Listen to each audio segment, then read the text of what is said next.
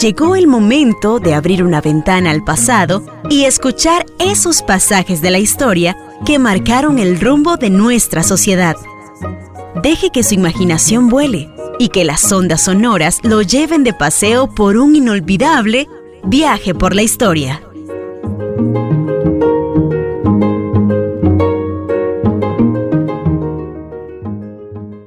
Cuando nos preguntamos sobre el origen del hombre, las teorías y las investigaciones que informan, que nos dicen, que nos señalan, que nos aclaran justamente sobre ese origen antiguo,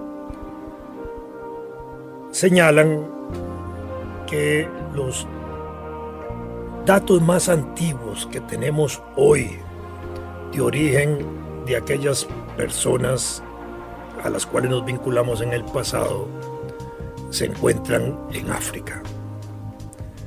Los estudios en el siglo XX, sobre todo a mediados del siglo XX, ya habían encontrado restos humanos antiguos justamente ahí, alrededor del río Nilo. Y los estudios posteriores en la segunda mitad del siglo XX hasta hoy, poco a poco fueron profundizando en ese estudio y señalando cada vez más la importancia del África como cuna de la civilización humana. Y en ese tanto, hoy ya no es ahí en el Nilo arriba, sino también en el puro centro del Nilo, de África, donde se han encontrado y probablemente se sigan encontrando los restos más antiguos de hombres o de seres humanos. Cuando estos hallazgos se hicieron a mediados del siglo XX, del siglo pasado, provocaron una gran revolución científica, una revolución intelectual, una revolución de interpretación del origen del hombre, de la cultura y de los valores. Porque en esa época, mediados del siglo pasado, aun cuando acababa de terminar la Segunda Guerra Mundial, lo que había era un régimen colonialista, un sistema colonial del imperialismo tremendamente grande que abarcaba prácticamente todos los escenarios geográficos. Y en ese sentido, muchos países hoy existentes en aquella época no existían sino en función de representación de los países que los dominaban. Así, por ejemplo, Francia con sus colonias, Inglaterra con sus colonias, España con sus colonias, Bélgica con las suyas, Portugal también, Estados Unidos y así todos los países que tenían territorios fuera de sus fronteras, dominados, oprimidos, sometidos bajo su control, hacía que esas regiones no existieran sino era a través de ellos. Cuando se constituyó la Liga de las Naciones, allá por 1919, después de la Primera Guerra Mundial, apenas poco más de 30 países la constituyeron, porque no habían otros países libres e independientes. Nosotros no formamos parte de la Liga de las Naciones en ese momento, por las razones del golpe de Estado al gobierno constitucional de Alfredo González Flores, y no nos aceptaron formar parte de aquel organismo internacional. Con la Segunda Guerra Mundial, la Liga de las Naciones fracasó y se desintegró.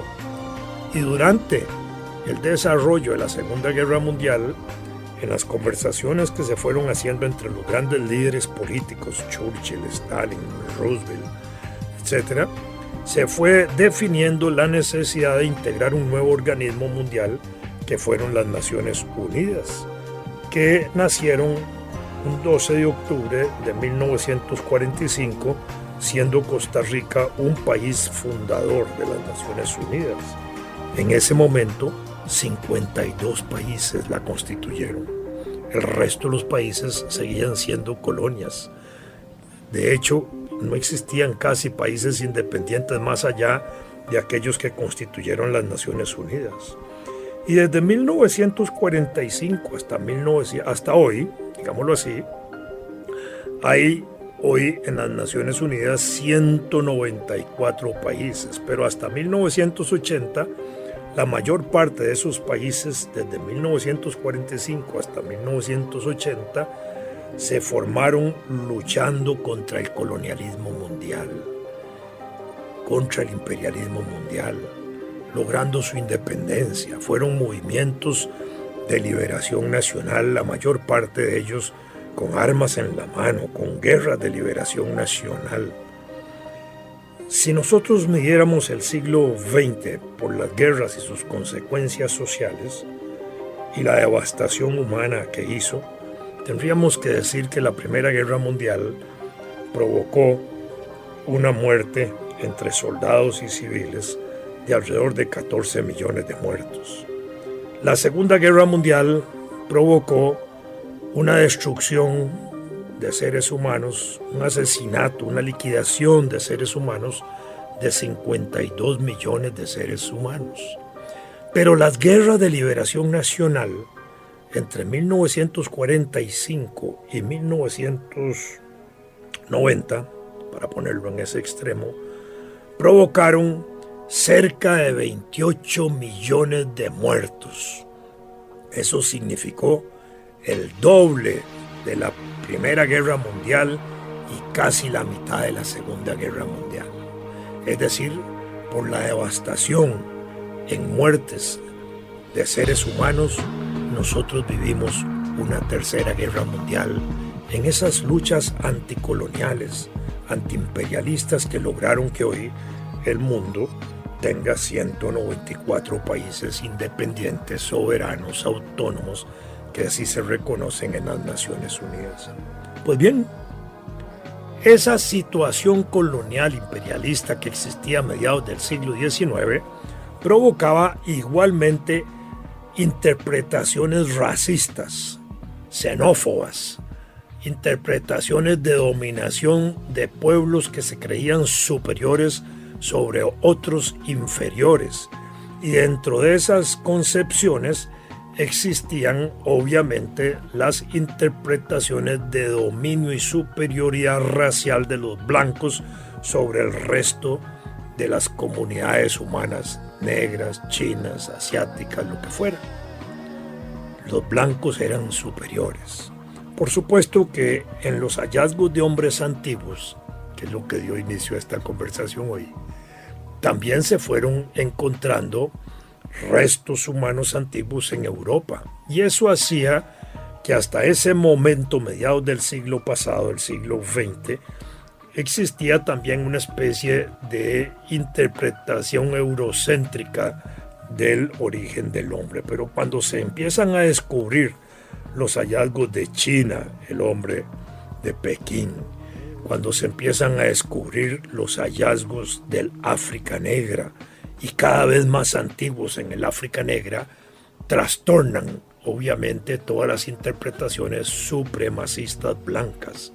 Es decir, ya lo blanco no es superior. Fueron las culturas negras de África antigua las que dieron origen al resto de la humanidad. Y eso cambió obviamente las corrientes de interpretación etnográficas, antropológicas, y se señaló entonces que simultáneamente, en las mismas condiciones históricas, geográficas, ambientales en que surgieron los hombres antiguos, pudieron haber surgido simultáneamente, repito, en distintas partes del mundo. Es decir, el origen del hombre ya no se interpreta en un solo punto de salida, sino que hoy podemos interpretar que pudimos tener distintos puntos de origen y que pudimos haber sido simultáneamente surgidos en distintas partes del mundo si las condiciones estaban para ello.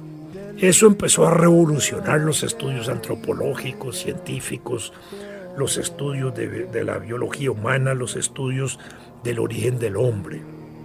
Cuando yo estudiaba en la Universidad de Costa Rica, mis primeros años, y llevaba el curso de antropología general con ese maravilloso profesor nuestro, Carlos Aguilar Piedra, que fue el fundador realmente de la Escuela de Antropología de la Universidad de Costa Rica, él graduado de México, de la Escuela Antropológica de México en los años 40, nos inculcaba en medio de estas corrientes antropológicas modernas la búsqueda del paleoindio costarricense. Fíjense qué lindo nombre, el indio más viejo de Costa Rica.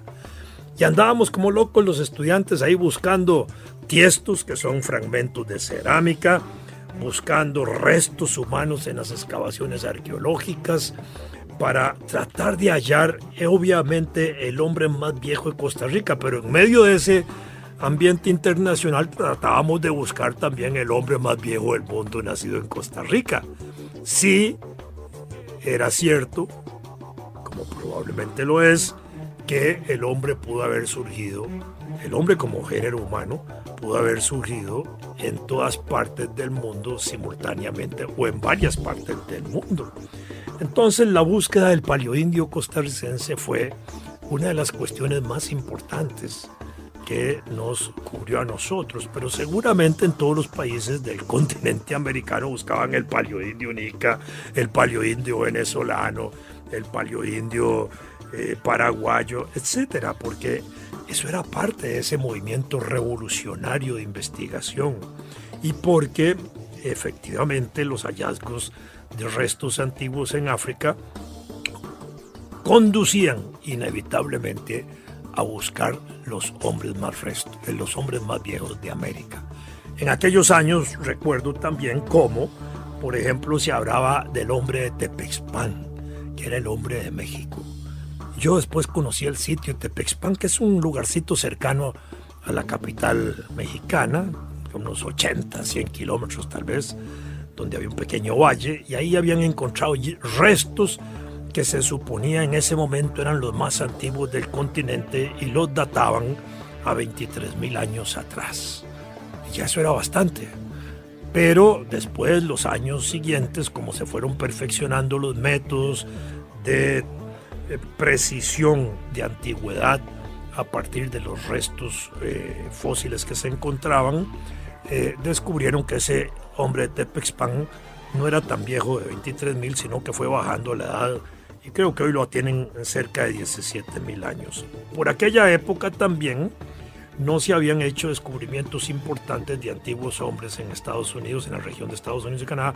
Hoy hay una gran cantidad de restos también antiguos en esa zona que son parecidos a los de Tepexpan. Y así podríamos seguir hablando de esas búsquedas importantes. Ahora concentrémonos un poco en esos antiguos hombres. Esos antiguos hombres se interpreta, hombres y mujeres, que cuando surgen simultáneamente. Hombres y mujeres se desarrollan juntos. No es que surge solo un hombre o solo surge una mujer o solo surge un ser humano, sino que surgen en conjunto. Algunos de esos restos antiguos hoy se conocen con nombres. Por ejemplo, Lucy. Lucy es una de esos restos antiguos de una mujer joven que por haber sido encontrado perfectamente casi todo su esqueleto se pudo determinar que era una mujer y por eso le pusieron Lucy. Pero no quiere decir que Lucy es la primera y la única, es la Eva, digamos, antropológica, no. Aunque hay textos de libros atractivos desde el punto de vista científico y de divulgación de los conocimientos antropológicos que dicen todos descendemos de Lucy, ¿verdad? Bueno, pero eso es simbólico en cierta forma y no tanto tampoco porque eso responde a una rama del desarrollo también de los homínidos, de esos seres antiguos nuestros antepasados, de los cuales casi todos hoy descendemos. Por ejemplo, si se hace hoy estudios del ADN, ¿verdad? De las muestras genéticas, casi todos descendemos del Neandertal, uno de esos hombres antiguos. Y recientemente, pero hace pocos días, se acaba de descubrir algo extraordinariamente interesante. Y es que ese Neandertal se cruzó con un denisovano. Denisovano se le llama a hombres antiguos que fueron encontrados en Rusia por un gran científico, Denisov, por eso el nombre. Y ahora se ha encontrado un pedacito de hueso que rastreado genéticamente nos muestra que tiene 98% de neandertal y 2% de denisovanos. O sea que ese neandertal anduvo paseando allá por las estepas rusas, se enamoró de alguna mujer que se encontró por allá, la dejó embarazada y hoy tenemos el resultado de ese encuentro con una carga de 2% en la evolución de lo que nos deja. Y al mismo tiempo esos hombres se van desplazando por ahí. Por eso hoy esos hallazgos científicos son tan extraordinarios, porque nos van permitiendo precisar, conocer, llegar a conclusiones cada vez más acabadas, más cercanas a la verdad absoluta que no existe en estos campos sobre el origen del hombre. Pues bien, esos primitivos, esos antiguos hombres que empiezan a surgir ahí, que hoy sabemos que sus fuentes más remotas se encuentran en el centro del África, fueron seres que no estuvieron fijos en un solo lugar, sino que se fueron desplazando, que vivían desplazándose. ¿En qué sentido se desplazaban? En búsqueda de alimentos. Y como los alimentos son estacionales, por estaciones, y en regiones donde existen 4 estaciones, por ejemplo, verano, primavera, verano, otoño e invierno, en ese sentido, en cada periodo estacional se producen distintos frutos, distintos bienes de los que los hombres pueden disfrutar. Y no solo se desplazan en las estaciones los seres humanos, sino que también los animales. Los animales hoy producen grandes procesos migratorios de regiones en África, en Asia, en América. Nosotros tenemos palomitas preciosas que vienen desde Canadá y Estados Unidos hasta Costa Rica. Tenemos palomas y pájaros que vienen desde las zonas nórdicas de América hasta nuestro país. Tenemos quetzales que abundan en toda la región de Centroamérica. Ahí en el Poás hay, en el Cerro de la Muerte hay, y en algunas otras zonas hay. Tenemos esos zanates que vienen de un lado para otro también, ¿verdad? En una época tuvimos pájaros nicaragüenses que llegaban en abundancia aquí a Costa Rica y eran una amenaza, algunos de ellos, para nuestra flora y fauna. Igual sucede con las ballenas. Nuestras costas hoy pueden ser apreciadas porque turistas y costarricenses pueden ir a ver ahí cómo pasan las ballenas, cómo llegan las ballenas a las costas costarricenses a procrear. Ahora, justamente ahí en la península de Nicoya, en este momento, están llegando ballenas. Tengo una amiga mía, una científica, médico, que estando allí pudo fotografiar varias ballenas al puro frente del Golfo de Nicoya, ahí por Cabo Blanco. Y yo digo, es una belleza pensar que podemos ver ballenas aquí cuando a veces pensamos que solo las podemos ir a ver en los mares del norte o en las profundidades de otros confines. No, aquí llegan también. Y las tortugas no vienen aquí migracionalmente a anidar, a desovar, a dejar miles de huevos, millones de huevos que dejan las tortugas por años en sitios específicos de nuestras playas en el Caribe y en el Pacífico. Son migrantes. Vienen desde distintas regiones, en ese caso a dejar sus huevitos para que aquí se empollen, para decirlo de esa manera, se entortuguen, deberíamos decir, y salgan las tortuguitas al mar y repitan ese ciclo de vida por años de años.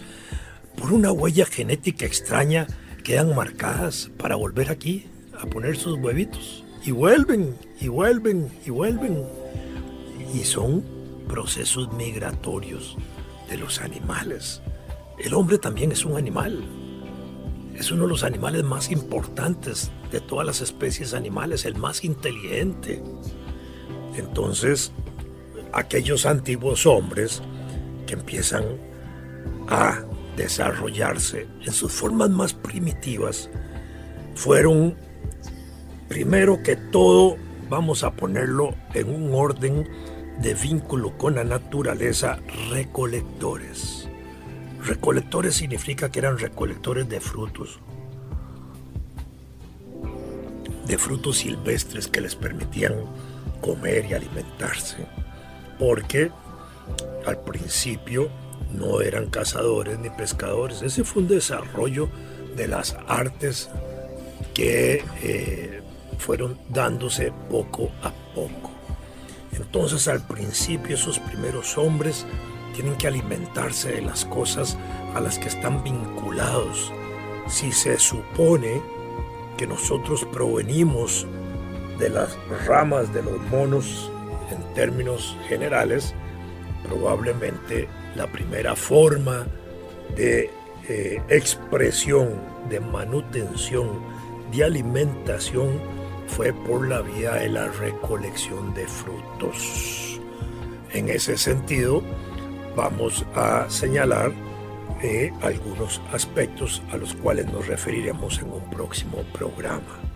Los hombres van a ir desarrollándose como recolectores, como cazadores, como pescadores y como agricultores en el desarrollo del tiempo. Y dentro de ese proceso, lo que vamos a observar son procesos migratorios constantes, desplazamientos constantes, permanentes de los hombres antiguos hasta hoy.